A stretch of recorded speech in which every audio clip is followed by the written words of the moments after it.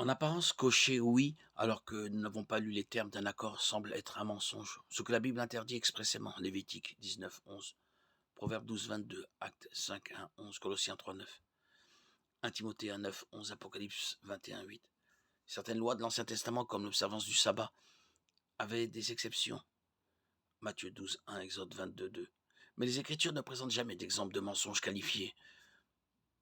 Plus important encore, Dieu ne ment jamais, Nombre 23, 19, Tite 1, 2. Par conséquent, nous ne devrions pas mentir non plus. Jacques nous rappelle, c'est un péché de savoir ce qu'il faut faire et de ne pas le faire. Jacques 4, 17. Si nous ne savons pas si quelque chose est un péché, il est de notre devoir de sonder la parole de Dieu et d'essayer de comprendre son cœur. Même notre volonté d'apprendre la réponse à cette question démontre notre révérence pour la sainteté de Dieu et le désir de notre cœur de lui plaire en faisant sa volonté. Psaume 48. Ceux qui ont menti, cherchant délibérément à tromper les apôtres, Actes 5, 1, 11, étaient coupables de péché, de mensonge et ont payé le prix ultime. Lorsque nous cochons oui ou je suis d'accord, trompons-nous intentionnellement une entreprise en lui faisant croire que nous avons lu attentivement ses conditions générales? Non, probablement pas. L'apôtre Paul enseigne aux croyants à se concentrer sur le développement d'une relation vivante avec Jésus-Christ plutôt que de suivre un système de règles et de règlements. Colossiens 2, 20, Galates 5, 1.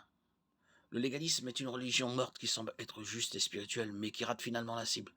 Car la loi a été donnée par Moïse, la grâce et la vérité sont venues par Jésus-Christ. Jean 1, 17.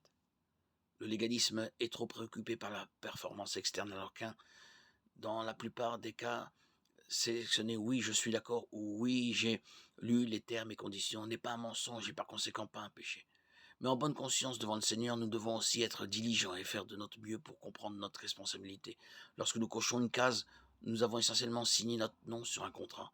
Si nous ne lisons pas les petits caractères, nous ne pouvons pas savoir ce que nous avons accepté ou l'étendue complète de notre engagement.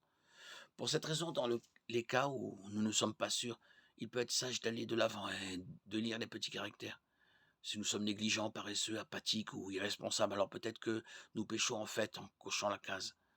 Nous devrions faire tout ce que nous pouvons pour comprendre notre responsabilité et considérer les conséquences avant de cliquer sur accepter. Et ensuite, nous devons respecter notre engagement envers les termes et laissant notre oui être oui. Jacques 5, 12.